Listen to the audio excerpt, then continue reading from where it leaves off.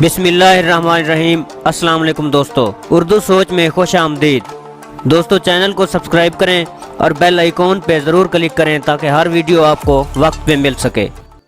تم چاہو تو سرسوں کے کھیت میں لاچا پہنے بھاری بھرکم ہیروین کو کلہاڑی تھامے ہیرو کے سامنے ناچتے ہوئے دکھا سکتے ہو۔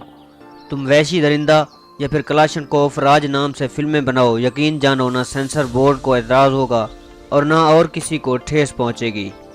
تم بھی عجیب آدمی ہو، جہاں صبح شام زندگی تماشا چل رہی ہو، تم وہاں اتنے پیسے لگا کر زندگی تماشا فلم بنا بیٹھے ہو۔ کچھ ہم سے ہی پوچھ لیا ہوتا، کم از کم ہم ایسی فضول خرچی کا مشورہ ہرگز نہ دیتے۔ تم نے خواہ مخواہ فلم کے اداکاروں کو مٹھی بھر بھر کر نوٹوں کی ادائیگی کی ہوگی۔ اپنے آس پاس دیکھو، اس جیتی جاگتی دنیا میں تمہیں کتنے ہی سچ مچ کے اداکار مل جائیں گے۔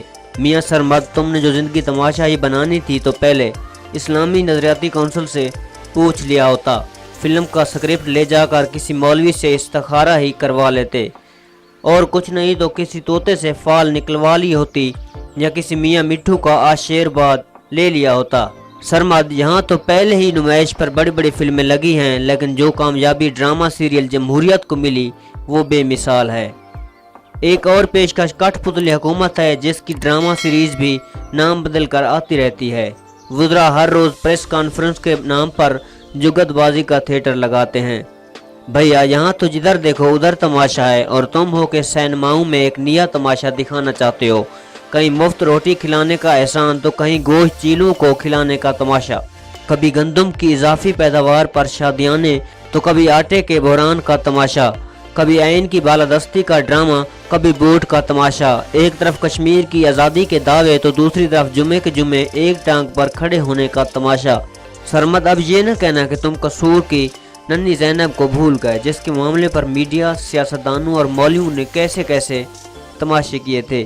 کراچی میں قتل کیے گئے ریحان کی زندگی بھی کسی تماشے سے کم تو نہیں تھی۔ وہ ٹیلر ماسٹر کا بیٹا ریحان، جس کی قمیض پر لکھا تھا اپنا ٹائم آئے گا، کیسے موبائل کیمرے کے سامنے اسے مار مار کر جان نکالی گئی۔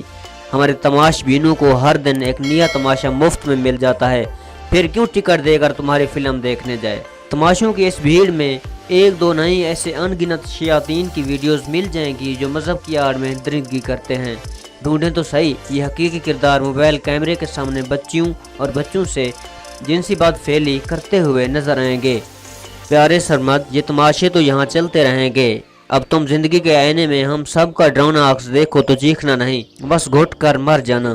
جس کسی نے بھی اس آئینے میں ہمارے معاشرے کو اس کی بدصورت شکل دکھانا چاہی، پتہ ہے اس کو کیا سزا ملی، اس کی زندگی تماشا بنا دی گئی۔ پیارے دوستو، امید ہے ہماری یہ ویڈیو آپ کو بہت پسند آئی ہوگی۔ اس طرح کی مزید دلچسپ اور معلوماتی ویڈیوز کے لیے چینل سبسکرائب کریں اور کونے پہ موجود گھنٹی کے نشان کو دبا دیں۔ شکریہ، اللہ حافظ۔